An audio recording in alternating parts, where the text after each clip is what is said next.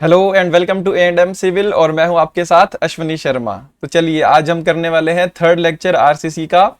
तो अभी तक हमने कुछ प्रॉपर्टीज पढ़ी हैं स्टील कंक्रीट के बारे में। अभी हम कुछ और प्रॉपर्टी जो हमारी बच गई थी उनके बारे में डिस्कस करते हैं। चलिए जो नेक्स्ट प्रॉपर्टी हम यहाँ देखने वाले हैं आज वो है characteristic compressive strength. Characteristic characteristic compressive strength. Compressive strength इसको बेसिकली डिनोट किससे किया जाता है? एफ सी के साथ में। एफ सी के से डिनोट किया जाता है। और होती क्या है कैरेक्टरिस्टिक कंप्रेसिव स्ट्रेंथ? बहुत इंपॉर्टेंट टॉपिक है आपका कंक्रीट के रेफरेंस में। तो जब भी हम किसी पर्टिकुलर कंक्रीट सीमेंट कंक्रीट के ग्रेड को मेंशन करते हैं तो हम किस तरह से लिखते हैं? M30, M40, M25 इस तरह से रिप्रेजेंट किया जाता है। तो इसके अंदर M का मतलब क्या होता है और ये जो 25 है इसका मतलब क्या होता है? M का मतलब होता है मिक्स। M का मतलब होता है मिक्स और 25 का मतलब क्या होता है? ये हमारी FCK होती है, कैरेक्टरिस्टिक कंप्रेसिव स्ट्रेंथ। ये स्ट्रेंथ हमारी जो 25 यहां पर डिनोट कर रही है ये क्या है? 25 न्यूटन पर mm²।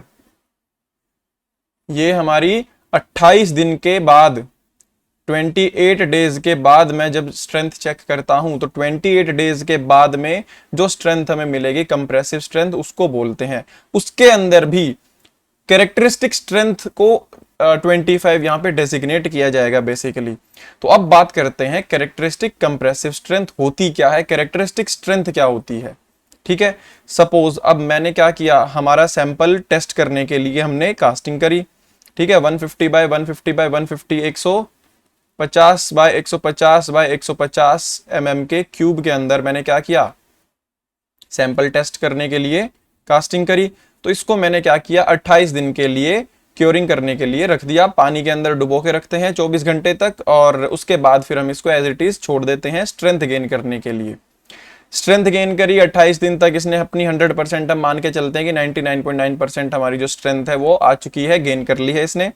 अब फिर हम इसको टेस्ट करते हैं। टेस्ट करने के लिए हमने जब स्ट्रेंथ चेक करी यूटीएम के अंदर, यूनिवर्सल टेस्टिंग मशीन के अंदर, हम जब इसको टेस्ट करते हैं तो वहां पे मुझे कुछ स्ट्रेंथ मिलेगी हमारे क्यूब की। तो वो जो स्ट्रेंथ मिली है वो क्या होगी? सिंपल कंप्रेसिव स्ट्रेंथ मिलेगी। क्या मिलेगी? Compressive strength. तो वो तो एक सैंपल की मिल गई। इसी तरह से मैंने एक क्यूब नहीं तैयार किया होगा, मैंने क्या किया होगा? बहुत सारे क्यूब्स जो है टेस्टिंग करने के लिए तैयार किए होंगे। सपोज मैंने 100 क्यूब्स को सैंपल के तौर पे यहां पर प्रिपेयर किया था और उन 100 क्यूब्स को मैंने टेस्ट किया। तो 1 बाय 1 मैंने सभी को यूटीएम के अंदर लगाकर चेक किया कि सभी क्यूब्स की कंप्रेसिव स्ट्रेंथ कितनी आती है। तो अब मैंने लास्ट में फिर जब सबके रिजल्ट्स आ गए मेरे पास तो उस टाइम पे मैंने उन सभी रिजल्ट्स को क्या किया? ग्राफ के अंदर प्लॉट किया। तो ग्राफ में बना के दिखाता हूं आप लोगों को कि ग्राफ हमारा किस तरह का बनेगा जब हम ये सारे रिजल्ट्स को प्लॉट करेंगे। तो यहां पर हमने क्या किया? ग्राफ प्लॉट किया और इसके अंदर ग्राफ के अंदर यहां पर हमने क्या दिखाया है? Number of samples. यहां पे पहले दिखा देते हैं स्ट्रेंथ। स्ट्रेंथ जो कि हमारी कौन सी होगी? Compressive strength. कंप्रेसिव स्ट्रेंथ हम इस एक्सिस पर शो कर रहे हैं और यहां पे हम फ्रीक्वेंसी दिखा रहे हैं। फ्रीक्वेंसी का मतलब कि कितने नंबर ऑफ सैंपल्स हमारे किसी पर्टिकुलर स्ट्रेंथ के लिए आते हैं। तो जब हमने इन ग्राफ को प्लॉट किया, इन सभी सैंपल्स को प्लॉट किया, तो हमें जनरली जो ग्राफ मिलता है वो एक बेल कर्व की शेप में मिलता है। इस तरह से हमें बेल कर्व की शेप में ग्राफ हमें देखने को मिलेगा। बेल कर्व का मतलब घंटी के आकार का शेप होगा ये कुछ इस तरह से आपको घंटी के आकार का नजर आ रहा है, ये बेल की शेप का है, इसीलिए इसको बेल कर्व भी कहा जाता है। ठीक है, अब इसको प्रोबेबिलिटी डिस्ट्रीब्यूशन कर्व कुछ भी कह सकते हो आप, नाम कुछ भी जो है इसको दे सकते हो। इसके अंदर अब यहाँ पे ये क्या चीज डिनोट करता है बेसिकली कि यहां पर इतने नंबर ऑफ सैंपल्स, कुछ नंबर ऑफ सैंपल्स आपको नजर आएंगे। इतने नंबर ऑफ सैंपल्स की जो स्ट्रेंथ आई है टेस्ट करने के बाद वो मुझे इतनी मिली होगी। और यहां पर देखूंगा तो इतने सैंपल्स की जो स्ट्रेंथ आई होगी वो कुछ इतनी आई होगी। तो इसी तरह से मैंने अलग अलग सैंपल्स को टेस्ट किया था और उनकी स्ट्रेंथ टेस्ट करी थी। तो बहुत सारे सैंपल्स की सेम आई होगी, कुछ सैंपल्स की अलग भी आई होगी। तो यहां पे ये जो हमारा टॉप पॉइंट नजर आ रहा है, ये हमारा टॉप पॉइंट जो नजर आ रहा है, ये हमारा स्ट्रेंथ को दर्शाता है। यहां पर कुछ नंबर ऑफ सैंपल्स होंगे जिनकी स्ट्रेंथ इतनी आई होगी। क्लियर? तो अब ये पूरा का पूरा मैंने यहाँ पे ग्राफिकल फॉर्म में आप लोगों को बना के दिखाया है जो सैंपल्स मैंने टेस्ट किए थे। तो इन सैंपल्स के टेस्ट करने के बाद, ग्राफ ड्रॉ करने के बाद, मैंने एक यहां से रिजल्ट निकाला कि जब भी मैं यहां पर किसी भी पर्टिकुलर ग्रेड को डिनोट करूंगा, सपोज मुझे M30 डिनोट करना है, तो ये जो 30 वैल्यू आएगी, ये वैल्यू इतनी होनी चाहिए कि अगर मैं इस पर्टिकुलर ग्रेड के कंक्रीट को यूज करता हूं तो मेरी वैल्यू हमेशा मुझे मोस्ट ऑफ द टाइम 30 या 30 से ज्यादा ही मिले। फेलियर की कंडीशन ना आए, मैं सेफ रहना चाहता हूं, तो मैं ये चाहता हूं कि कम से कम 30 तो उसकी स्ट्रेंथ हो ही, और इससे ज्यादा अगर होगी तो कोई दिक्कत नहीं है। ठीक है? तो इसीलिए मुझे एक ऐसी वैल्यू सिलेक्ट करनी थी कि इन 100 क्यूब्स की जो स्ट्रेंथ आ रही है, किसी की 30 से ज्यादा आई होगी, किसी की 30 से कम आई होगी। तो ऐसी कौन सी स्ट्रेंथ मैं मानूं इन 100 क्यूब्स की जिसको मैं एक पर्टिकुलर ग्रेड के तरह मैं डेजिग्नेट कर सकता हूं। मतलब इसको 30 बोलूंगा, 35 बोलूंगा, क्या चीज मुझे यहां पर बोलना चाहिए। तो वो मैंने स्ट्रेंथ टेस्ट करी थी। फिर मैंने क्या किया, एक यहां पर फॉर्मूला निकाला, एक तरह से एक रिजल्ट निकाला कि ऐसी स्ट्रेंथ जिस पर्टिकुलर वैल्यू से कम जो वैल्यू आई होंगी, कम सैंपल आए होंगे, वो 5% से ज्यादा नहीं होने चाहिए। इसका मतलब सही है कि आपकी 30 जो यहां पर आ रही है स्ट्रेंथ, इस 30 से जब मैंने 100 क्यूब टेस्ट किए होंगे M30 को मानकर, तो उनमें से, उन 100 क्यूब्स में से 5 से ज्यादा क्यूब ऐसे नहीं होंगे जिनकी स्ट्रेंथ 30 से कम होगी। ये चीज क्लियर? तो वो 5 सैंपल मेरे यहां पर नजर आएंगे, ये 5% सैंपल मुझे यहां पर नजर आएंगे। ये कौन से हैं मेरे? यहां पर ये 5% सैंपल जो कि इससे कम आए होंगे। तो यहां पे ये जो स्ट्रेंथ आएगी, इस पर्टिकुलर स्ट्रेंथ को मैं क्या बोलूंगा? Characteristic compressive strength. ये कैरेक्टरिस्टिक स्ट्रेंथ हो जाएगी। इस पर्टिकुलर वैल्यू के ऊपर कितनी वैल्यू होंगी? 95% रिजल्ट्स हमारे इसके ऊपर रहेंगे। 5% इससे कम थे तो बाकी 95% इससे ज्यादा ही रहेंगे। 95% से ज्यादा भी हो सकते हैं, 96 भी हो सकते हैं, 97 भी हो सकते हैं, बट मिनिमम 95% इस वैल्यू से बड़े होने चाहिए रिजल्ट हमारे। ठीक है? मतलब सभी क्यूब्स में से 95% जो क्यूब्स होंगे उनकी स्ट्रेंथ, जो कैरेक्टरिस्टिक स्ट्रेंथ मैं बोलूंगा उस पर्टिकुलर लॉट की, उस पर्टिकुलर स्ट्रेंथ वैल्यू से 95% ज्यादा होने चाहिए। सभी के सभी की वैल्यू 95% की ज्यादा होनी चाहिए उस वैल्यू से। ये चीज क्लियर? मतलब अगर मैं 100 क्यूब टेस्ट करता हूं तो 95 मिनिमम होने चाहिए, इससे बड़े। इस पर्टिकुलर स्ट्रेंथ को क्या बोल दूंगा मैं? Characteristic compressive strength. ये चीज क्लियर? और ये जो स्ट्रेंथ यहां पर नजर आ रही है, इसको मैंने यहां पे जो मैंने देखा टॉप पॉइंट पे नजर आ रहा था, तो इसको बोलते हैं मीन स्ट्रेंथ। इसको क्या बोलते हैं? Mean strength. क्या बोलते हैं? FM क्या है हमारी यहां पर? Mean strength. Mean strength.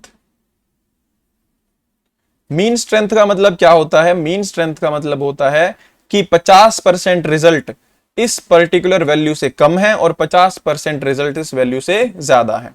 ये चीज समझ आई?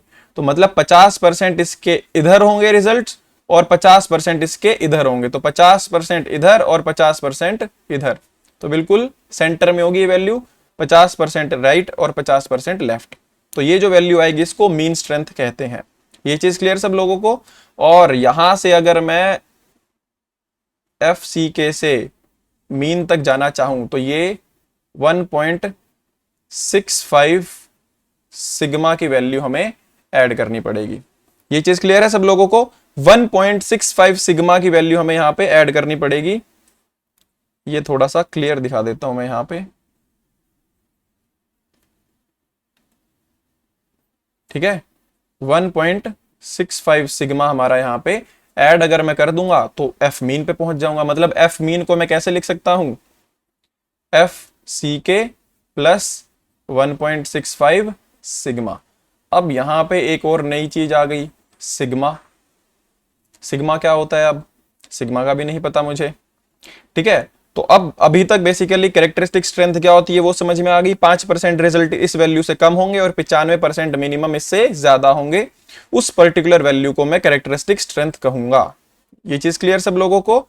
और मीन स्ट्रेंथ कौन सी होगी, 50% कम 50% ज्यादा रहेंगे इससे।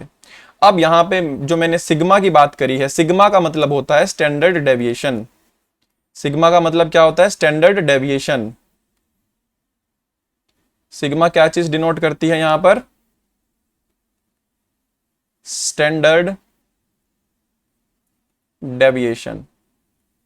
स्टैंडर्ड डेविएशन क्या होता है, बेसिकली स्टैंडर्ड डेविएशन का मतलब होता है ये हमें उस वैल्यू को बताएगी कि आपकी वैल्यू जो है वो आपकी डिसाइडेड वैल्यू से कितना लेफ्ट राइट जा रही है, कितना वेरिएशन आ रहा है।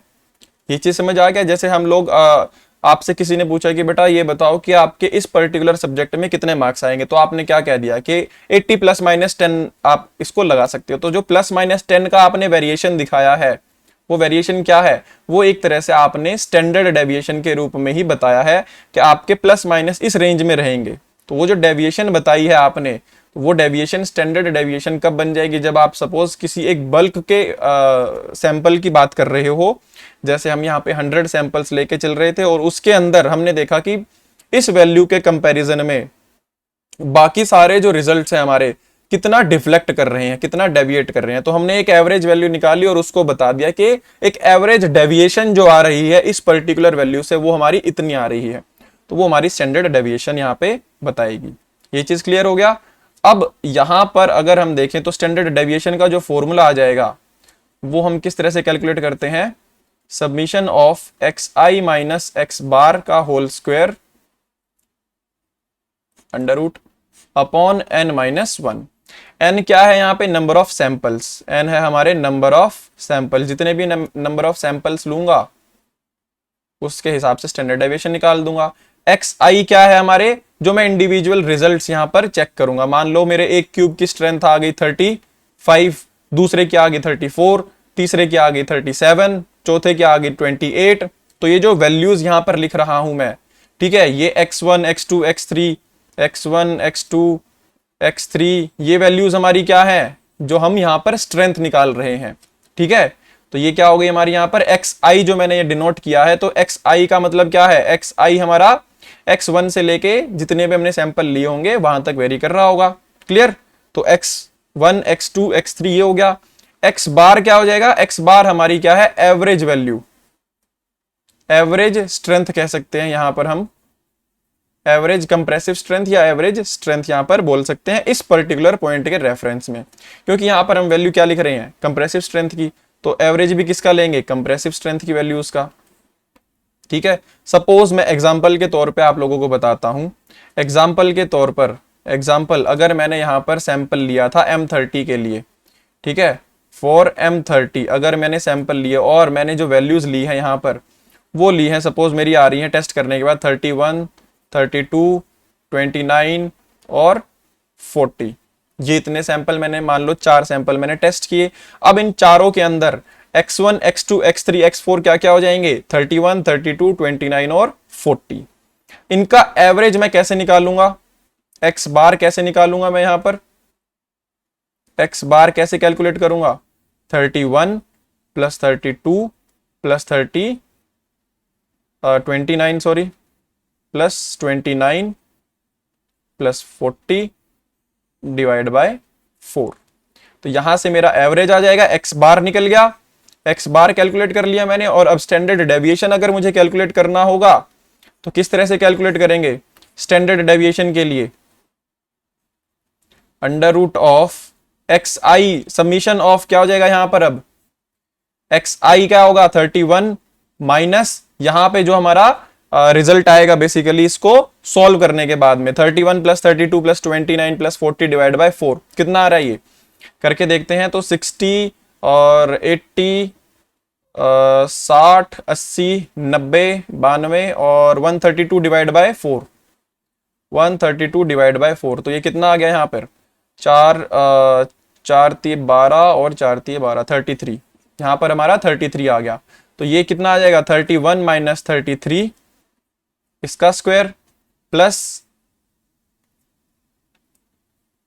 अब ये समीशन का साइन हटा देते हैं क्योंकि हम करके ही दिखा रहे हैं, प्लस दूसरा 32 माइनस 33 का स्क्वायर प्लस 29 माइनस 33 का स्क्वायर प्लस 40 माइनस 33 का स्क्वायर, ये हमारा यहाँ पे, और divide by number of sample कितने थे 4, तो 4 माइनस 1, यहां से जो भी वैल्यू हमारी आएगी वो क्या हो जाएगी स्टैंडर्ड डेविएशन। स्टैंडर्ड डेविएशन हमने कैलकुलेट कर ली यहां पर, क्लियर, ये हमें जो भी सैंपल दिया होगा उसके हिसाब से हो जाएगी, इस तरह से हम कैलकुलेट कर सकते हैं। बट अगर मैं यहां पर आपकी स्टैंडर्ड डेविएशन की बात करता हूं, अब हर एक बार मेरे को इस तरह से सैंपल तो दिए नहीं होंगे, ठीक है, तो ये स्टैंडर्ड डेविएशन हमें यहां पर कुछ आईएस कोड ने मेंशन करी हुई है। अगर आप लोगों को दिया हुआ है इस तरह से डेटा तो आप कैलकुलेट कर सकते हो, ठीक है।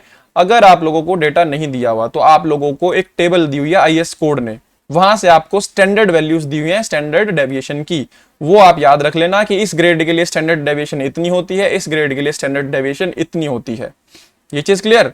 तो वहां से हमें वो चीज याद करनी है और डायरेक्टली पुट कर देनी है, ज्यादा कैलकुलेशन नहीं करनी।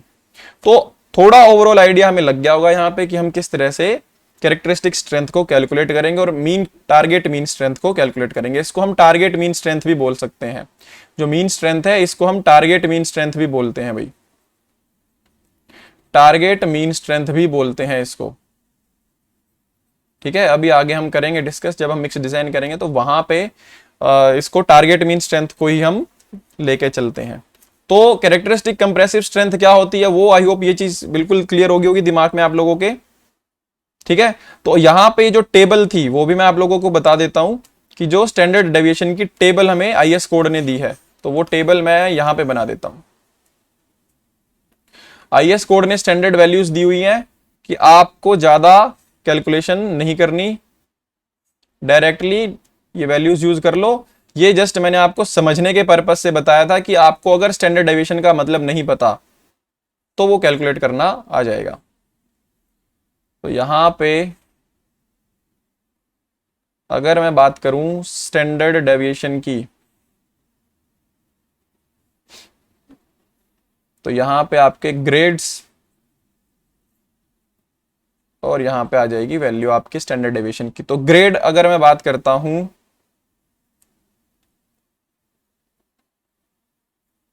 यहां पे थोड़ा सा इसको हम ऐसे कर लेते हैं, चलिए। हाँ जी, तो ग्रेड अगर मैं बात करूं M10, M10 से लेके M15 तक तो आपकी 3.5 न्यूटन पर एमएम स्क्वायर में रहेगी ये वैल्यूज आपकी, ठीक है। इतनी न्यूटन पर एमएम स्क्वायर यहां पर हम वेरिएशन कर सकते हैं स्ट्रेंथ के अंदर, ठीक है। और M20 से लेकर M25 तक का ग्रेड है तो 4 हो जाएगी हमारी स्टैंडर्ड डेविएशन, और M30 से लेकर ऊपर वाले जितने भी ग्रेड हैं M30 एंड अबव उनके लिए आपकी वैल्यू 4.5 हो जाएगी, 5 सॉरी, इनके लिए वैल्यू आपकी कितनी हो जाएगी 5।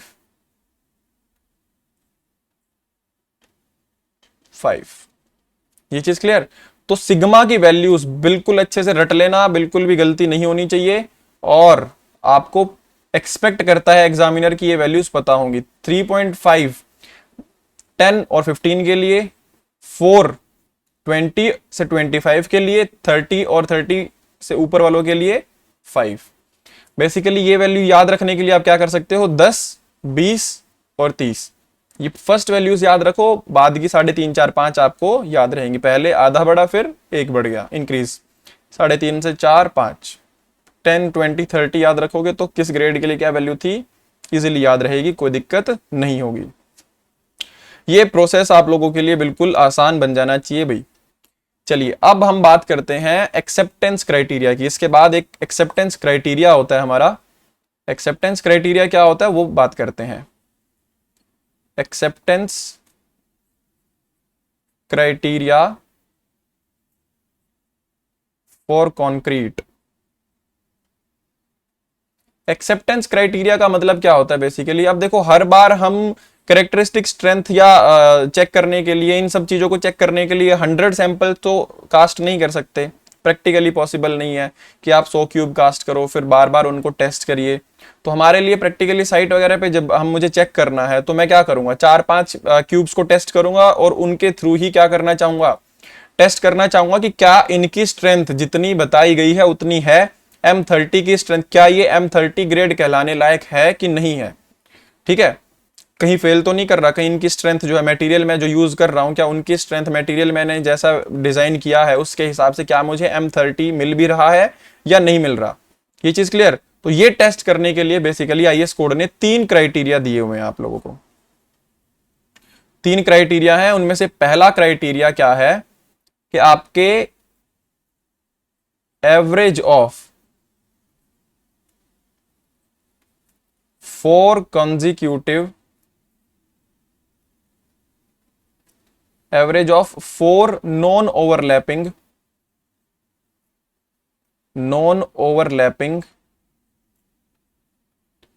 consecutive टेस्ट सैंपल्स, ठीक है, should not be more than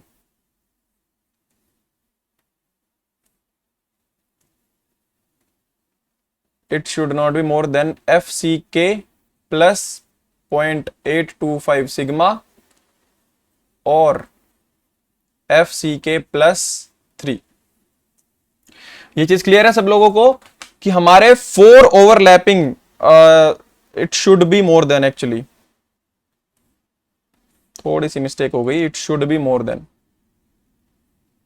हाँ, it should be more than और इक्वल टू हमारे 4 non overlapping consecutive test samples जो होंगे। बताऊंगा अभी आप लोगों को कि 4 non overlapping consecutive test sample का मतलब क्या है।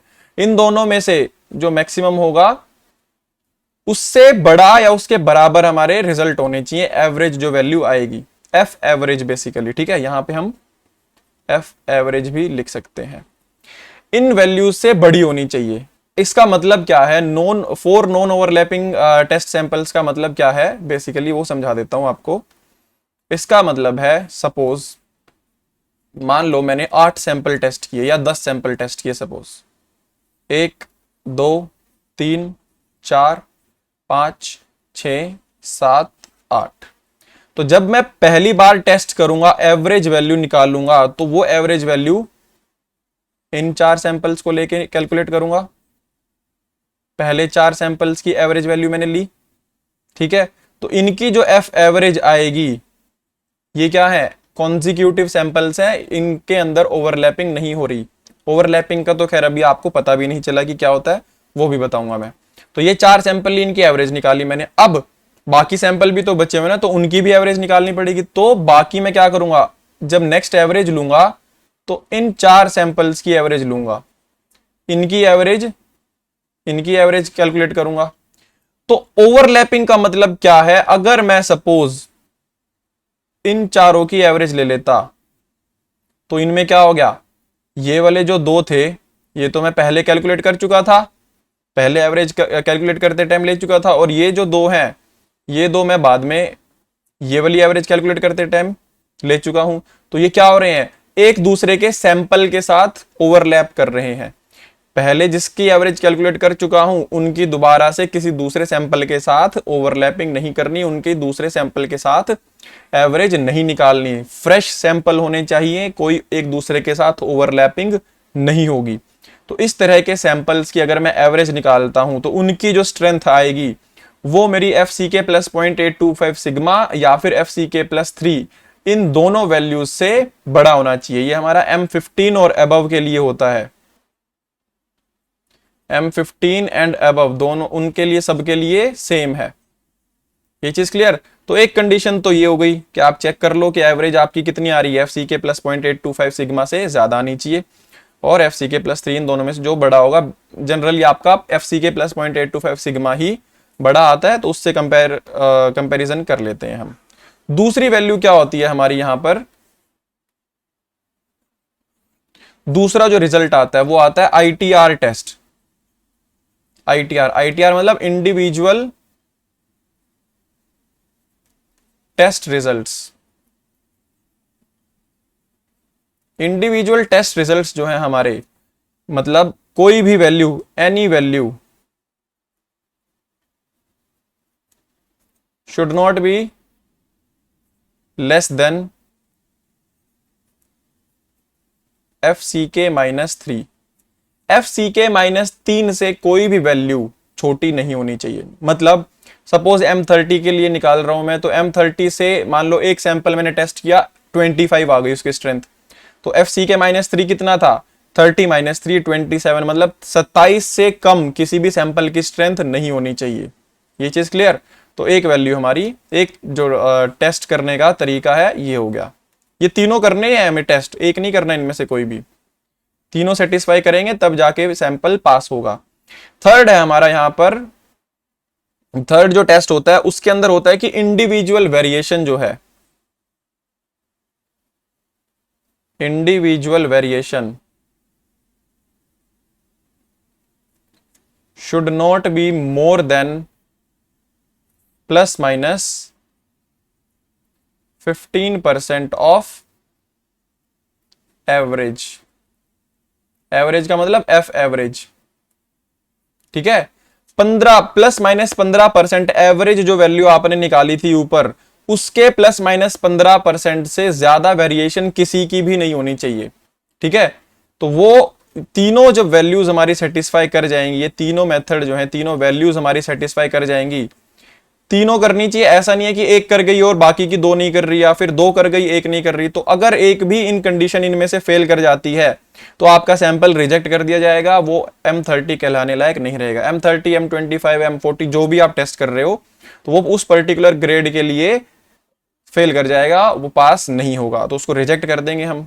क्लियर। तो अब इसको एक एग्जाम्पल के रूप में समझने की कोशिश करते हैं, इसको एक एग्जाम्पल के रूप में समझने की कोशिश करते हैं। आई होप ये चीज क्लियर होगी। देखो एक बार दोबारा देख लो अच्छे से यहाँ पर, कि आपको यहाँ पे क्या करना था, सैंपल टेस्ट करने थे। कुछ कम सैंपल आपको आपके पास है कास्ट किए, तो उनके अंदर आपको 3 प्रोसीजर सेटिस्फाई करने हैं। पहला, एवरेज जो 4 और नॉन ओवरलैपिंग कॉन्जिक्यूटिव सैंपल्स हैं उनकी स्ट्रेंथ FCK + 0.825 सिग्मा या फिर FCK + 3 इससे ज्यादा होनी चाहिए। इन दोनों में से जो मैक्सिमम आएगा उस वैल्यू से ज्यादा होनी चाहिए। दूसरा, इंडिविजुअल वैल्यू जो आएगी, इंडिविजुअल टेस्ट रिजल्ट्स हैं, वो आपके FCK -3 से कोई भी वैल्यू जो है वो कम नहीं होनी चाहिए। इंडिविजुअल वेरिएशन जो है आपकी ±15% से ज्यादा नहीं होनी चाहिए।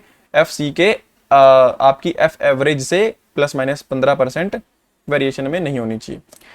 ये वेरिएशन का मैं आपको बताता हूं, वेरिएशन का रिजल्ट आपका बेसिकली क्यों रखा गया है। देखो, जब हमने यहाँ पे कंप्रेसिव स्ट्रेंथ समझी थी, उसको एग्जांपल से भी समझेंगे, एक बार यहाँ पे ग्राफ के थ्रू समझ लेते हैं। देखो, जब हमने यहाँ पे कंप्रेसिव स्ट्रेंथ समझी थी, तो यहाँ पे हमने देखा था कि वेरिएशन जो स्टैंडर्ड डेविएशन हो रही थी, वो बहुत हमें यहाँ पे बता रही थी कि कितना वेरिएशन आ रहा है रिजल्ट्स के अंदर।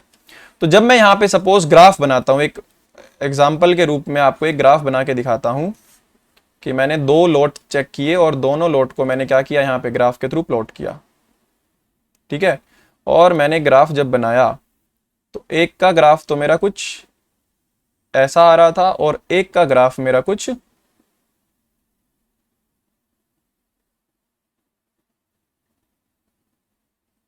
ये आ रहा था, ठीक है।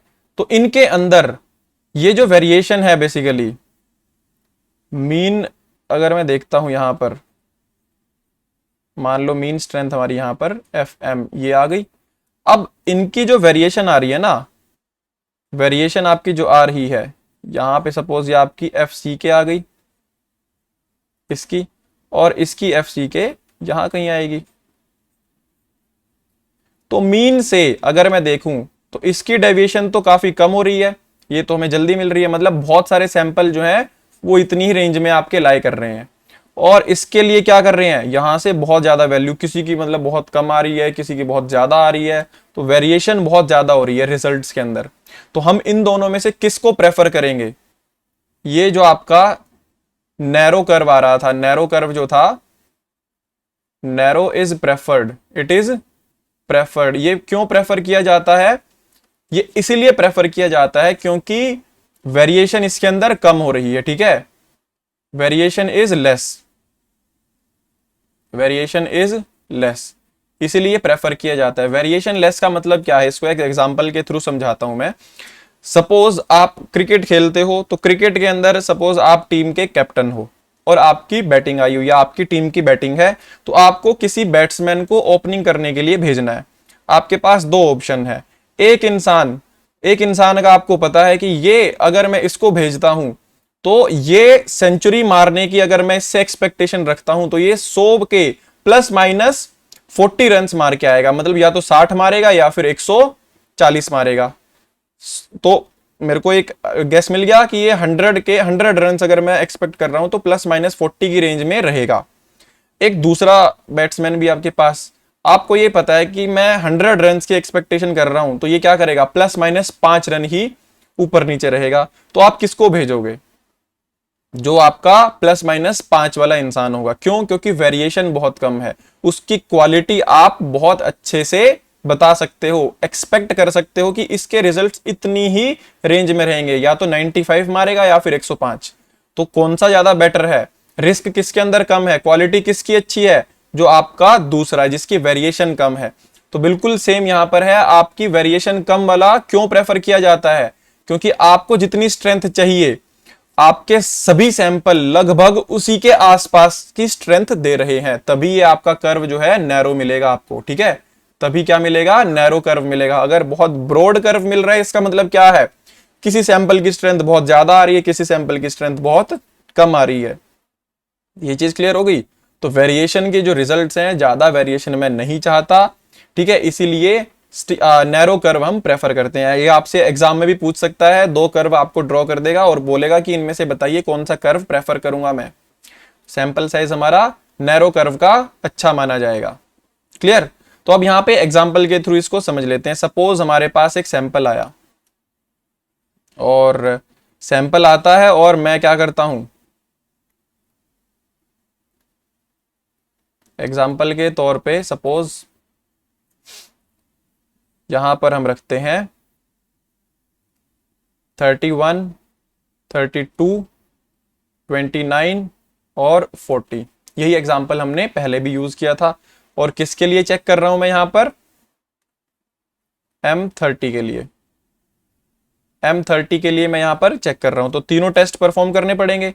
पहला टेस्ट क्या था, एफ एवरेज। पहले तो एफ एवरेज आप कैलकुलेट करो, F average should be more than और इक्वल टू एफ सी के प्लस 0.825 सिग्मा और एफ सी के प्लस 3, इन दोनों में से जो मैक्सिमम आएगा। तो पहले तो एफ एवरेज निकालो। एफ एवरेज हमने वहां पे कैलकुलेट भी किया था, तो बट दोबारा कर लेते हैं। एफ एवरेज कैसे कैलकुलेट करोगे, 31 plus 32 plus 29 plus 40 divide by 4, कितना आएगा, 30, 60, 90, 92, 132, 132 डिवाइड बाय 4, तो यह आ गया 4 3 12 और 3 सॉरी मतलब 3 और 4, हाँ 33 हमारी यहाँ पे क्या आ गई, एवरेज वैल्यू आ गई।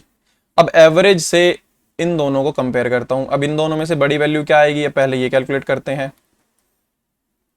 यहां पर कैलकुलेट कर लेते हैं एफ सी के प्लस 0.825 सिग्मा। अब सिग्मा हमारी कितनी होगी M30 के लिए, सिग्मा की वैल्यू कितनी हो जाएगी भाई, M30 के लिए अगर मैं बात करता हूं तो सिग्मा की वैल्यू कितनी होगी, 10, 20, 30, याद है ना, 5 होगी। इसके लिए कितनी हो जाएगी सिग्मा की वैल्यू, 5। तो यहां पे कैलकुलेट करो, एफ सी के कितना है 30 प्लस 0.825 इंटू 5, तो ये हमारा कितना आ जाएगा, कैलकुलेटर भी नहीं है अभी, चलिए करते हैं, साथ साथ कैलकुलेट करो आप सब लोग भी।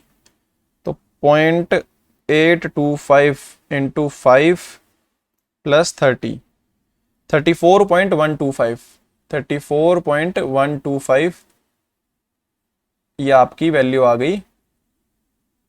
क्लियर, एक वैल्यू ये आ गई। अब दूसरी, और दूसरी ये भी थी ना, और एफ सी के प्लस 3 कितनी आ जाएगी, एफ सी के प्लस 3, तो 30 प्लस 3 ये कितनी है 33। तो इन दोनों में से जो मैक्सिमम होगी उनसे कंपेयर करना है आपने। तो मैक्सिमम मैंने कहा था जनरली आपकी पहले वाली वैल्यू ही मैक्सिमम आती है, तो 34.125 से आपकी ज्यादा होनी चाहिए, बट ज्यादा नहीं आ रही है, तो ज्यादा नहीं आ रही भाई, तो ये तो क्या हो गया, फेल कर गई, यहीं पे फेल कर गई। तो now 33 is not more than 34.125 आई थी ना, 34.125, तो देयर फॉर फेल्ड, या फिर रिजेक्ट कर देते हैं यहाँ पे, देयर फॉर रिजेक्टेड, रिजेक्टेड, तो ये यहीं पे रिजेक्ट हो जाएगी। बट चलो आप लोगों के लिए मैं टेस्ट परफॉर्म करके दिखा देता हूं कि दूसरी वाली वैल्यूज भी हम कैसे निकालेंगे, अदरवाइज सैंपल यहीं पे फेल हो चुका है, हमारा आगे करने की जरूरत नहीं है। बट सपोज यहां पे लिख देता हूं, but just for understanding, just for understanding check for other tests also, check for other conditions also, ठीक है, अदरवाइज आपको करने की जरूरत नहीं है चेकअप, आपका सैंपल फेल हो चुका है। नेक्स्ट कंडीशन हमारी, दूसरी कंडीशन क्या थी भाई, कि कोई भी value, any value should not be less than f c k minus 3। F c k minus 3 value कितनी आएगी हमारी यहाँ पर, 30 माइनस 3 कितनी आएगी, ये 27। तो कोई भी वैल्यू हमारी 27 से कम नहीं होनी चाहिए। तो सारी वैल्यूज हमारी यहाँ पर क्या है, 31, 32, 29, 40, सबसे छोटी वैल्यू क्या है 29, तो सबसे छोटी को कंपेयर कर दो, तो यहाँ पर least value 29 is more than 27। तो ये तो टेस्ट पास हो गया, ये तो क्लियर हो गया भाई। थर्ड जो टेस्ट था हमारा वो देख लेते हैं। थर्ड में क्या होगा कि individual variation, individual variation should not be more then plus minus 15% of F average. F average का प्लस माइनस 15%, इससे ज्यादा नहीं होना चाहिए। बेसिकली इंडिविजुअल वेरिएशन जो आएगी, मतलब कोई भी सैंपल आपका एफ एवरेज के 15% से ज्यादा, मतलब ना एवरेज से ना तो 15% ज्यादा होना चाहिए, ना ही 15% कम होना चाहिए। तो यहाँ पे कैसे निकालेंगे, ये वेरिएशन कैसे निकालेंगे वो देख लेते हैं। अब सबसे ज्यादा और सबसे कम ये दो वैल्यूज ले लो, तो हमें सबसे ज्यादा वेरिएशन और सबसे कम वेरिएशन पता चल जाएगी, बाकी तो इन सबके बीच में ही होंगे ना। तो सबसे बड़ी वैल्यू ले लो और एक सबसे छोटी, सबसे बड़ी वैल्यू आ रही है 40, सबसे छोटी वैल्यू है 29, इन दोनों को कंपेयर कर लेते हैं। तो आपकी यहां पर जब मैं 440 इसकी वेरिएशन निकालूंगा, तो ये वेरिएशन कितनी आ जाएगी हमारी, 40 माइनस एवरेज कितनी आई थी हमारी, एफ एवरेज हमने यहां पर 33 कैलकुलेट किया था। तो 40 माइनस 33 डिवाइड बाय 33 इंटू में 100, तो ये कितना आ रहा है 7/33, निकालो कितना आएगा 7/33 इंटू 100, तो 21.21%, ये आ रहा है 21.21%। ये यहां पर भी फेल कर रही है भाई, ये क्या आ रही है, ज्यादा आ रही है, तो ये यहां पर भी क्या कर गई, फेल कर गई, फेल, ठीक है, यहां पर भी ये फेल कर गई, क्लियर। बट समझने के लिए सबसे कम वैल्यू भी देख लेते हैं, ठीक है। ये आप जहां पे फेल हो गया ना वहां पे रुक सकते हो, इसके आगे जाने की कोई जरूरत नहीं है, बट ये जस्ट हम समझने के पर्पज से देख रहे हैं बस। अब फॉर 29 के लिए देखो, 29 माइनस 33 डिवाइड बाय 33 इंटू 100, तो ये कितना आ जाएगा आपका -4/33 इंटू 100, ये सॉल्व करो कितना आता है 4/33 इंटू में 100,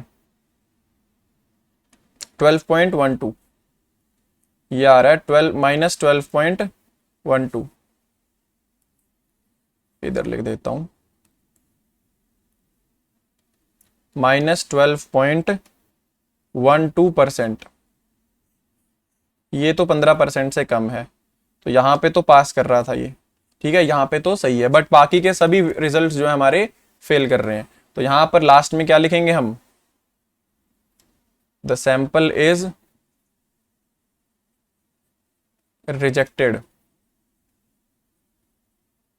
ठीक है, सैंपल हमारा रिजेक्ट कर दिया जाएगा अगर इस तरह का लोट रहेगा, क्योंकि बहुत सारे सैंपल जो है यहाँ पे, बहुत सारे टेस्ट, ये तो एक में तो फेल कर नहीं रहा बल्कि ज्यादा में कर रहा है, अगर एक में भी करता तब भी फेल हो जाता, रिजेक्ट कर दिया जाता।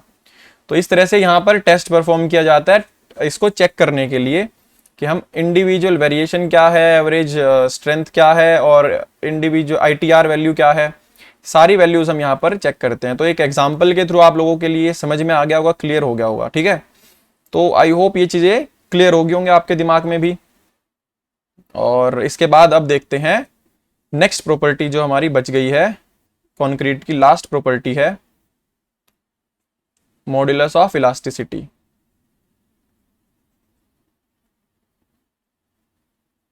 Modulus of elasticity, modulus of elasticity basically EC से डिनोट किया जाएगा। होता क्या है मॉड्यूलस ऑफ इलास्टिसिटी, अगर मैं यहां पर स्ट्रेस वर्सेस स्ट्रेन कर्व बनाता हूं, कंक्रीट का मैंने क्या देखा यहां पे, बिहेवियर, स्ट्रेस कैसे वेरी करती है जब मैं स्ट्रेन कैसे वेरी करती है जब मैं यहां पर स्ट्रेस अप्लाई करता हूं। तो यहां पे हमने देखा इसका बिहेवियर कुछ इस तरह से देखने को मिलेगा। ये ग्राफ हमारा कुछ ऐसे नजर आएगा। तो इस ग्राफ के अंदर हमने देखा, इस ग्राफ का यहां पर हमने क्या प्लॉट किया है, स्ट्रेस, इस एक्सिस पर स्ट्रेस है और यहां पर स्ट्रेन, ठीक है। स्ट्रेन को रिप्रेजेंट किया जाता है एप्सिलॉन से और स्ट्रेस को रिप्रेजेंट किया जाता है सिग्मा से।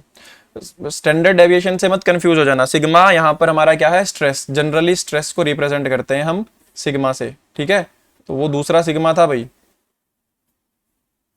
तो आप यहां पर कंफ्यूज बिल्कुल भी मत होना।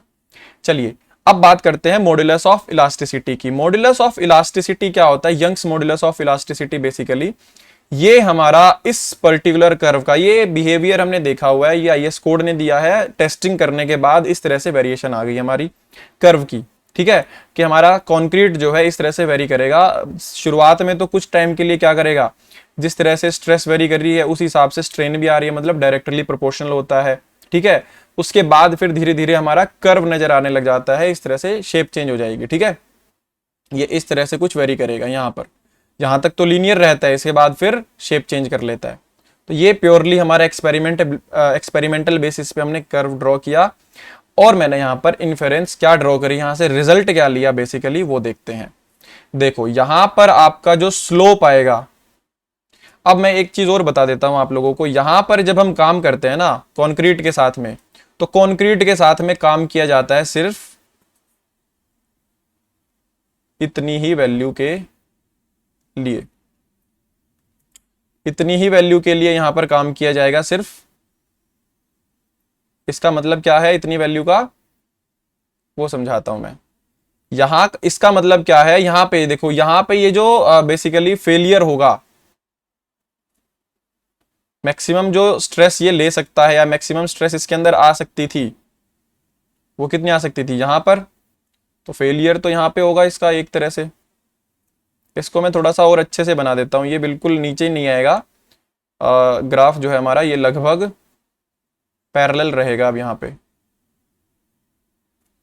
ठीक है। ये इस तरह से हो जाएगा। तो एक तरह से यहां पे हमारी ये वैल्यू जो आ जाएगी, सपोज ये वैल्यू है, यहां पर हमने इसको ड्रॉ कर दिया और इसको थोड़ा सा ऊपर कर देते हैं एक्सटेंड,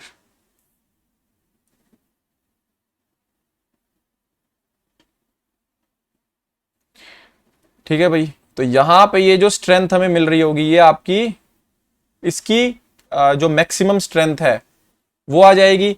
अब मैक्सिमम स्ट्रेंथ पे मतलब जहां पे हमारा कंक्रीट क्रैक कर जाएगा, फेल कर जाएगा, ब्रिटल फेलियर होता है तो क्या होगा, एकदम से चौक जैसे टूटता है वैसे टूटेगा। तो ये तो हमारी क्या हो जाएगी, मैक्सिमम स्ट्रेंथ हो जाएगी इसकी, maximum strength of concrete. But वहां तक हम लोडिंग नहीं करते, हम कहां तक करते हैं, यहां तक करते हैं। ये सपोज मेरी क्या आ गई यहां पर, ये एफ सी के हो गई, एफ सी के हो गई, जो मेरी यहां पर मैक्सिमम स्ट्रेंथ आ जाएगी। तो मैं लोडिंग कहां तक करता हूं, मतलब कितना सेफ रेंज यहां पर लेके चलता हूं, 1/3 एफ सी के, सिर्फ इतनी ही रेंज में यहां पर मैं क्या करता हूं, काम करता हूं। सिग्मा सीबीसी कह दो या फिर एफ सी के डिवाइड बाय 3, इतना बोल सकते हो, लगभग इतना ही होता है। ठीक है, तो यहां पर एफ सी के बाय 3 तक हमारा अप्रोक्स हम मान के चलते हैं कि सिर्फ यहीं तक आपका कंक्रीट लोड किया जाएगा, इसके बाद लोडिंग करते ही नहीं है। स्ट्रक्चर का मेन डिजाइन मैं यहीं तक स्ट्रेंथ मान के करता हूं, इसके बाद नहीं मानता। तो देख लो कितना ज्यादा फैक्टर ऑफ सेफ्टी यहां पर यूज करते हैं हम लोग। तो अब यहां पे जब मैं देखता हूं इस पर्टिकुलर कर्व का, ये जो ग्राफ का ये जो स्लोप आएगा, इस पर्टिकुलर स्लोप को ही मॉडुलस ऑफ इलास्टिसिटी कहा जाता है। ये क्या होगा यहां पर हमारा, थीटा या फिर टेन थीटा कह दो आप इसको, टेन थीटा कह सकते हैं। तो ये टेन थीटा हमारा क्या हो जाएगा, परपेंडिकुलर अपॉन बेस, यही होगा। तो परपेंडिकुलर क्या आएगा यहां पे, जब हम देखेंगे तो परपेंडिकुलर क्या है, स्ट्रेन। ठीक है, परपेंडिकुलर क्या है, स्ट्रेन। एक सेकंड मैंने यहां पे ये चीज उल्टी दिखा दी है, ये स्ट्रेन होगी क्योंकि मैं वहां पे वैल्यू दिखा रहा हूं आप लोगों को स्ट्रेस की ही। ठीक है, तो वो थोड़ा बहुत हो जाता है, यहां पे स्ट्रेन आएगा ये और यहां पर स्ट्रेस आएगा, कोई दिक्कत नहीं, स्ट्रेस वर्सेस स्ट्रेन था। तो परपेंडिकुलर आपका क्या हो जाएगा यहां पर, परपेंडिकुलर क्या है, परपेंडिकुलर एक्सिस पे स्ट्रेस अपॉन नीचे क्या है, स्ट्रेन। बेस क्या हो जाएगा, बेस इतनी वैल्यू, ये क्या है, स्ट्रेन। तो जो भी स्ट्रेस अपॉन स्ट्रेन आएगी इसी को हम क्या बोलेंगे, modulus of elasticity of concrete. ये चीज क्लियर, 3 तरह के होते हैं बेसिकली ये मॉडुलस ऑफ इलास्टिसिटी भी आपका। ठीक है, initial tangent modulus,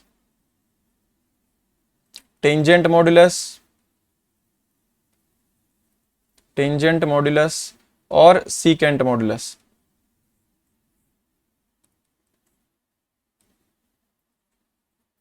secant modulus,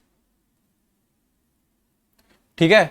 तो ये 3 कौन कौन से होते हैं बेसिकली, इनिशियल टेंजेंट तो मतलब यहां पर ही मैंने यहां पे इसका ग्राफ का स्लोप ले लिया, इसको इनिशियल टेंजेंट कह दिया, EIT से इसको रिप्रेजेंट करते हैं जनरली। और टेंजेंट मॉडुलस मतलब मैंने यहाँ पे कहीं पे आपका जा रहा था कंटिन्यूएशन में और मैंने यहाँ पे टेंजेंट ड्रॉ किया और फिर उसका कर्व का मैंने क्या ले लिया, टेंजेंट ड्रॉ कर दिया और उसका स्लोप चेक किया, तो उसको टेंजेंट मॉडुलस कहेंगे। मतलब फ्यूचर में किस तरह से स्ट्रेस और स्ट्रेन जो है वो वेरी कर रहे होंगे, उनको टेंजेंट मॉडुलस कह दिया। इसको ET से डिनोट कर दिया जाता है, ET के साथ में। और ये क्या है, ES, secant modulus. Secant modulus क्या होगा आपका, यहां पर 1/3 FC के ऊपर यहां पे आपका ग्राफ का कितना स्लोप आएगा, इसको सीकेंट मॉडुलस कहा जाता है। ये क्या है, E सीकेंट। तो जो IS कोड वैल्यू देता है वो E सीकेंट की ही देता है, मतलब सीकेंट मॉडुलस ये वाला हमारा देगा। तो ये हमें पता होना चाहिए। स्टैंडर्ड वैल्यूज क्या होती हैं, ये तो मैंने आप लोगों को फॉर्मूला बता दिया किस तरह से आप निकाल सकते हो E कॉन्क्रीट ऑफ निकाल सकते हो स्लोप के थ्रू। बट आपको एक स्टैंडर्ड कॉन्क्रीट के लिए दिया हुआ है value for concrete, IS code ने आपको फॉर्मूला क्या बताया हुआ है कि आप EC जो है कैसे कैलकुलेट कर सकते हो, 5000 √ FC क्योंकि ये स्लोप तो आपका अलग अलग वेरी करेगा ना। अगर ग्रेड बढ़ा देते हो तो स्ट्रेस और स्ट्रेन का बिहेवियर चेंज हो जाएगा, थोड़ा बहुत आपका वेरिएशन आएगा। तो ग्रेड के हिसाब से कितना स्टैंडर्ड मॉडुलस ऑफ इलास्टिसिटी हमें जो मिलेगा वो हम यहाँ पर रिलेट कर सकते हैं FC के साथ में। FCK के साथ में। तो IS कोड है इस पर IS 456 2000, ठीक है। उसके अकॉर्डिंगली यहां पर बहुत इंपॉर्टेंट फॉर्मूला बन जाता है modulus of elasticity of concrete का। ये चीज clear. 5000 under root of FCK, ये प्रॉपर्टी है हमारी कॉन्क्रीट की। अब इसके अंदर क्या है, ये हमने शॉर्ट टर्म में काउंट कर लिया 5000 अंडर रूट FCK, ठीक है भाई, कि मतलब अभी मैंने कुछ टाइम के लिए देखा बिहेवियर इसका और तब देख रहा हूं कि स्ट्रेस और स्ट्रेन में कैसे चेंज आ रहा है। तो शॉर्ट टाइम के लिए तो काफी ठीक है, ये शॉर्ट टाइम में कुछ दिक्कत नहीं देगा, शॉर्ट टाइम में मैं इसके थ्रू एनालाइज कर सकता हूं। बट अगर बात आती है लंबे समय की, तो लंबे समय के लिए तो मुझे क्या करना पड़ेगा भाई, तो लंबे समय में जो इफेक्ट आएगा उसको भी कंसिडर करना पड़ेगा। उसके अंदर कंसिडर करने के लिए इफेक्ट कौन सा देखना पड़ेगा, क्रीप। क्या देखना पड़ेगा, क्रीप। क्रीप का मतलब क्या होता है, टाइम बेस्ड जो आपकी, ये टाइम डिपेंडेंट कह दो या फिर टाइम बेस्ड कह सकते हो, टाइम डिपेंडेंट एलोंगेशन, ठीक है। टाइम डिपेंडेंट एलोंगेशन जो आपकी आएगी आपके मटेरियल के अंदर, उसको क्रीप कहा जाता है। टाइम बेस्ड एलोंगेशन का मतलब क्या है कि आपकी टाइम बेस्ड का मतलब है, सपोज आपने किसी स्ट्रक्चर पर कंस्ट्रक्ट किया, कोई स्ट्रक्चर बना दिया, सपोज देखो मैं यहां पे आपको दिखाता हूं बनाकर ही, इसको वर्टिकली दिखाता हूं तो ज्यादा अच्छे से क्लियर रहेगा। यहां पे आपने क्या किया, ये कोई भी एक आपका मेंबर था, ये मेंबर आपने कास्ट कर दिया। तो ये मेंबर कास्ट कर दिया तो आपने क्या किया, इस मेंबर को कास्ट करने के बाद इसके अंदर करी है लोडिंग, ठीक है। इसके अंदर क्या कर दी, लोडिंग कर दी। ये ऊपर आपका कनेक्टेड था किसी भी एलिमेंट से, यहां पर कनेक्टेड था सपोज। तो अब आपने क्या किया, यहां पर लोडिंग कर दी, लोडिंग कर दी तो ये नीचे की तरफ आपने लोड लगा दिया इसके ऊपर, ठीक है। तो यहां पर पी लोड लगा दिया। अब ये आपने कॉन्टिन्यूअस पी लोड इसके ऊपर लगा के छोड़ दिया, ना बढ़ा रहे हो ना घटा रहे हो ना हटा रहे हो, तो पी लोड कॉन्टिन्यूअसली इसके ऊपर लग रहा है। तो जब आपने पी लोड लगाया होगा इंस्टेंटली, उस टाइम पे तो कुछ वेरिएशन आई होंगी इसके अंदर, तो कुछ इसकी लेंथ इंक्रीज करी होगी यहां तक। तो लगाते ही आपकी जो लेंथ इंक्रीज कर जाती है वो क्या होती है, ये जो इतनी वेरिएशन आई हमारी, ये क्या है, इलास्टिक स्ट्रेन या इलास्टिक डिफॉर्मेशन कह सकते हो। स्ट्रेन और स्ट्रेस का भी मैं आपको बता देता हूं एक बार, मतलब फिर उसके बाद समझ लेते हैं। स्ट्रेस का तो मतलब होता है, स्ट्रेस का मतलब होता है load upon area, load upon area. अभी के लिए फिलहाल इतना काफी है आपको समझना कि स्ट्रेस ये होती है, लोड अपॉन एरिया हो गया। स्ट्रेन क्या होती है, basically change in dimension. Dimension का मतलब लेंथ देख रहे हो, ब्रेड देख रहे हो, कोई भी देख रहे हो, उसके अंदर चेंज कितना आ रहा है, change in dimension upon original dimension, ratio होती है बेसिकली ये, अपॉन ओरिजिनल डायमेंशन।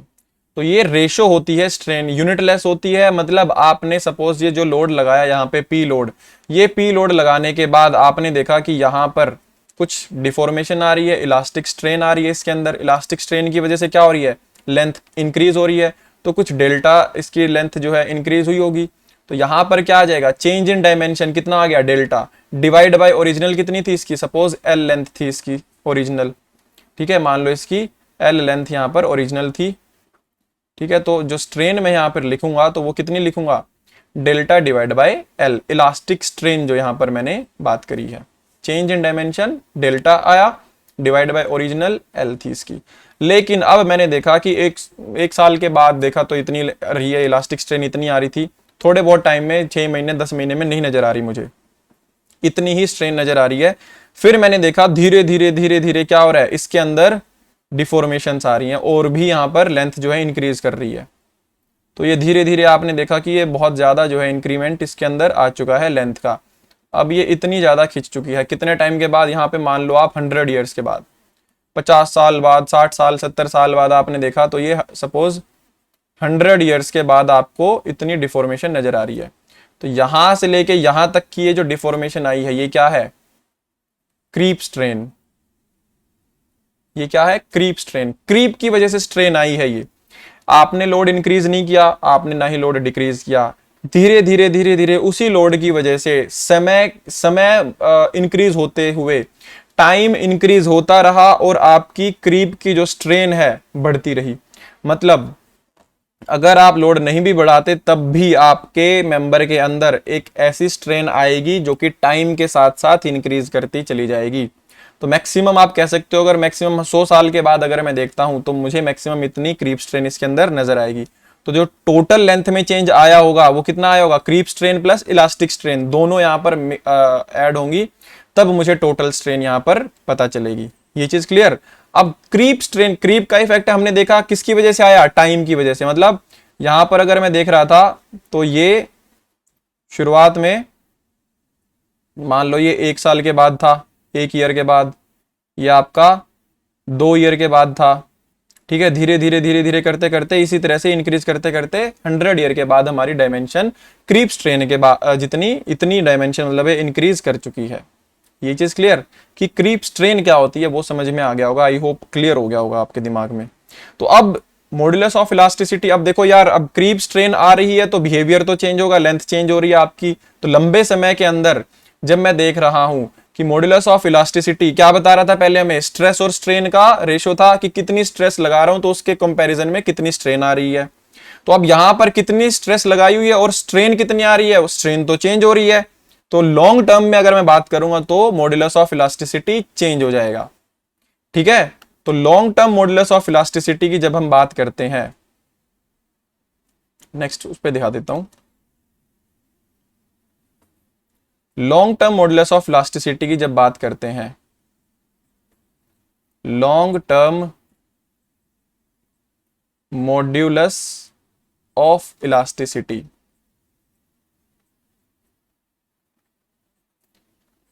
ECL कह सकते हो आप इसको लॉन्ग टर्म के लिए। तो ये हमारा क्या हो जाएगा? ECL EC upon 1 plus theta. Theta क्या है यहां पे? थीटा है हमारा क्रीप कोफिशिएंट। थीटा क्या है? थीटा है यहां पे हमारा क्रीप कोफिशिएंट। क्रीप कोफिशिएंट क्या होता है बेसिकली? अब ये हमें नहीं पता भाई। अब क्रीप कोफिशिएंट का मतलब क्या होता है, इसकी टेबल पहले आपको बताता हूं, उसके बाद फिर आप लोगों को टेबल क्या मतलब 3 वैल्यूज हैं अगर आप लोडिंग करते हो स्ट्रक्चर को, ठीक है। इसकी वैल्यूज देख लेते हैं, उसके बाद फिर समझ लेंगे कि क्रीप कोफिशिएंट क्या होता है। क्रीप का इफेक्ट कंसिडर करने के लिए कोफिशिएंट है बेसिकली एक, तो वो देखेंगे हम बस यहां पर। ये होता है हमारा यहां पे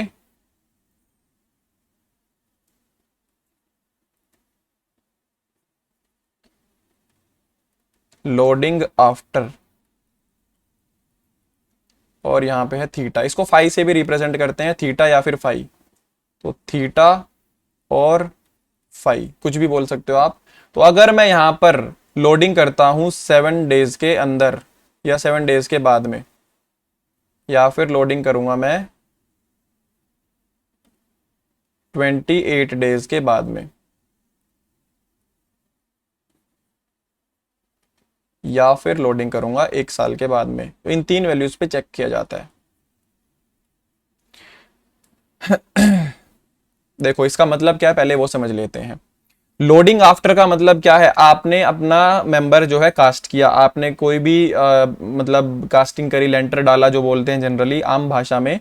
तो लेंटर डालने के कितने समय के बाद आप उसके ऊपर लोडिंग करना शुरू कर देते हो, वो बेसिकली यहाँ पर लोडिंग यहाँ पर बोला हुआ है। या फिर आप यहाँ पे कंक्रीट की एज भी बोल सकते हो इसको, ठीक है। लोडिंग आफ्टर कह दो या फिर कंक्रीट की एज बोल दो, या फिर इसको क्या बोल दो? कंक्रीट एज, ठीक है। एज ऑफ कंक्रीट कह सकते हो आप, ठीक है। एज ऑफ कंक्रीट का मतलब कि आपका कंक्रीट कितने दिन पुराना था जब आपने लोडिंग करी उस समय। 7 दिन पुराना, 28 दिन पुराना या 1 साल पुराना। मतलब कास्टिंग के 7 दिन के बाद लोडिंग करनी चालू कर दी, या फिर 28 दिन के बाद लोडिंग चालू कर दी, या फिर 1 साल के बाद आपने लोडिंग करी है, ठीक है, तो इस कंडीशन में क्या होता है, अगर आप यहां पर सबसे ज्यादा आपका क्रीप कोफिशिएंट नजर आता है, अगर 7 दिन के बाद ही लोड कर दोगे तो आपको ज्यादा क्रीप स्ट्रेन नजर आएगी, और अगर आप यहाँ पे 28 दिन के बाद करते हो तो 1.6, और 1 साल के बाद करते हो तो 1.1। ये 3 वैल्यूज याद रखनी पड़ेंगी आपको, बिल्कुल ये आपको मेंशन नहीं होती, तो एक्सपेक्ट करता है एग्जामिनर कि आप याद रखोगे। 11 और 22 तो याद रहेंगे कि सबसे पहले आपका 2.2 होगा, फिर 1.6 आएगा, और फिर 1.1 होगा अगर 1 साल के बाद करते हो। ये चीज क्लियर? आई होप इस चीज के अंदर कोई भी डाउट नहीं आया होगा आप लोगों को अभी तक यार। अगर कोई डाउट है तो आप लोग मुझे बता सकते हो, कमेंट कर सकते हो, ठीक है, कोई दिक्कत तो नहीं। हाँ, वैल्यूज हमारी 2.2 है, 1.6 और 1.1, यही वैल्यूज रहेंगी। और अब बात करते हैं कि क्रीप कोफिशिएंट क्या था। बेसिकली हमारा क्रीप कोफिशिएंट होता है creep strain upon elastic strain. इसको यहां पे इधर ही दिखा देता हूं, बट नीचे दिखा देता हूं लिख के साइड में कहीं। रेशो है बेसिकली और कुछ नहीं। क्रीप कोफिशिएंट क्या होगा,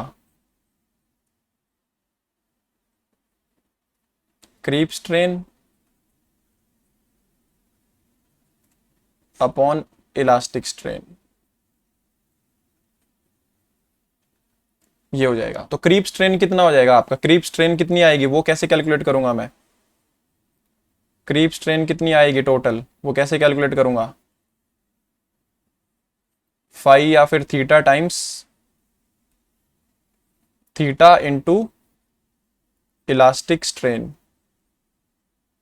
मतलब जितनी इलास्टिक स्ट्रेन आई होगी आपके मेंबर के अंदर, उसका थीटा टाइम्स आपकी क्रीप स्ट्रेन आएगी। समझ आया? मतलब 10 mm अगर इलास्टिक स्ट्रेन आई है तो 7 दिन के बाद गया है तो 2.2 इंटू 10 mm आपकी मैक्सिमम क्रीप स्ट्रेन आएगी। मतलब 2.2 इंटू 10 कितना हो गया, 22 mm। तो 22 mm की क्रीप स्ट्रेन आएगी और इलास्टिक स्ट्रेन 10 mm की आएगी अगर 7 दिन के बाद करोगे उसको लोड। तो एज ऑफ कॉन्क्रीट के हिसाब से यहाँ पे क्रीप स्ट्रेन चेंज हो जाएगी। आई होप ये चीज बिल्कुल अच्छे से क्लियर होगी। हाँ, इसका एक वो भी बता देता हूँ आप लोगों को, साइक्लिक डायग्राम जो हम देखते हैं जस्ट समझने के पर्पज से है, अदरवाइज प्रॉपर्टी हमारी यहाँ पे कॉन्क्रीट की सारी हम कंप्लीट कर चुके हैं। इसके बाद बारी आएगी फिर स्टील की प्रॉपर्टीज की। तो यहां पे अगर हम देखते हैं किसको, यहां पे टाइम और यहां पे स्ट्रेन, ठीक है। सपोज मैं टाइम के साथ स्ट्रेन देखता हूं तो यहां पे कुछ इलास्टिक स्ट्रेन हमारी शुरुआत में भी रहेगी। ये क्या रहेगी हमारी, इलास्टिक स्ट्रेन, ठीक है। जब मैंने लोड किया है अपने मेंबर को उसी टाइम पर क्या हो गया, उसके अंदर इलास्टिक स्ट्रेन भी आई, मतलब लोडिंग लगाते ही कुछ उसके अंदर लेंथ में चेंज आ गया, वो तो उसी टाइम आ गया था। तो टाइम की वजह से तो उस टाइम कुछ भी नहीं आई, जीरो थी। फिर धीरे धीरे धीरे धीरे क्या होगा, धीरे धीरे आपका ग्राफ जो है इंक्रीज करेगा। यहां पर आपका अब क्या हो गया, ये क्रीप स्ट्रेन आने लग गई। ये क्या हो गया, क्रीप स्ट्रेन आने लगी। अब आपने क्या किया, चलो अब आपका मूड बना कि लोड हटा दो भाई। यहां पे आपने क्या किया, ये क्या हो रहा था, लोडिंग हो रही थी यहां पे। तो यहां पे आपने क्या किया था, यहाँ पे लोडिंग लग रही थी, मतलब लोडिंग हो रही थी, तो लोड लग रहा था यहाँ पे। इसको लोडिंग ऐसे नहीं दिखाते क्योंकि आप ये कंफ्यूज हो जाओगे कि हमने लोड लगा रहे हैं इसके ऊपर, और लोड लगा हुआ था एज इट इज। और टाइम के बाद आप क्या कर रहे हो, नोटिस कर रहे हो कि कितनी स्ट्रेन आ रही है, क्रीप स्ट्रेन। यहाँ पे आके आपके दिमाग में आया खुराफाती कुछ, चलो अब हटा देते हैं लोड। तो जब आपने लोड हटाया तो यहाँ पे लोड हटाते ही कुछ आपको क्या मिलेगी, यहाँ पे क्रीप रिकवरी मिलेगी, ठीक है। अब इसके अंदर आपने क्या किया, यहां पे आते ही क्या हो गया, कुछ इलास्टिक स्ट्रेन रिकवर कर जाएगी, जितनी इलास्टिक स्ट्रेन थी इसके अंदर,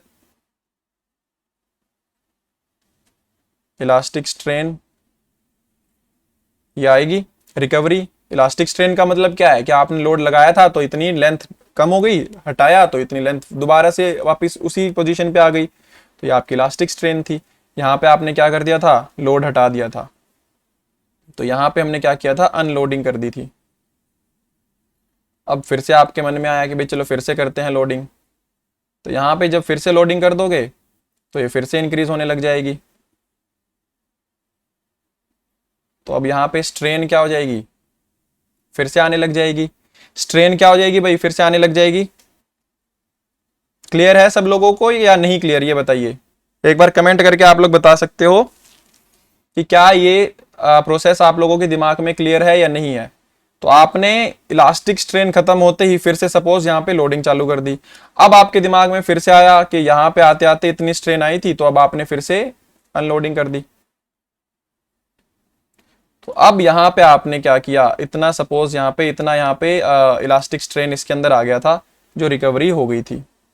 अब आपने सोचा कि चलो भाई अब हम इसको लोड नहीं करते दोबारा, तो अब इसको एज इट इज छोड़ देते हैं। तो धीरे धीरे करके अब क्या हो गया, इसके अंदर रिकवरी आ जाएगी। स्ट्रेन जो आपकी आई थी उसकी रिकवरी हो जाएगी, जो क्रीप की वजह से जो स्ट्रेन आई थी, ये यहां तक ही सिर्फ रिकवरी कर पाएगी। ये क्या है, रिकवरी जोन है। ये क्या है आपका, रिकवरी। ये इतनी जो स्ट्रेन आएगी, ये जो स्ट्रेन आपकी रिकवरी हुई है, ये क्या हुई है, ये क्रीप स्ट्रेन की रिकवरी हुई है। क्रीप स्ट्रेन इतनी क्या है आपकी, क्रीप स्ट्रेन रिकवर हो गई, कम हो गई। मतलब अब ये आपकी धीरे धीरे स्ट्रेन कम होने लग गई ना, इसका मतलब कौन सी लेंथ क्या हो रही है, अब धीरे धीरे फिर से इंक्रीज कर रही है खुद से। आपने लोड हटा रखा है, तो अब जो कुछ उसमें से जो टोटल क्रीप स्ट्रेन आई हुई थी उसमें से भी अब क्या हो गया, कुछ आपने रिकवर कर ली, लेंथ आपकी कुछ इंक्रीज होगी। लेकिन इतना जो हिस्सा है, ये हिस्सा आपका क्या हो गया, परमानेंट लॉस।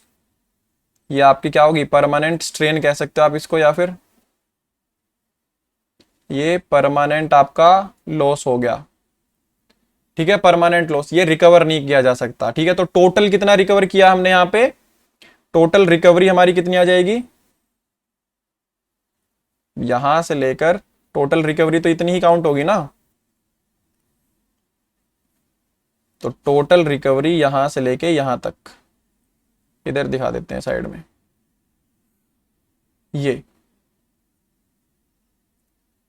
क्या है हमारी टोटल रिकवरी। अब इसके अंदर इतना पार्ट किसका है, ये जो हिस्सा है ये क्या है, इलास्टिक स्ट्रेन,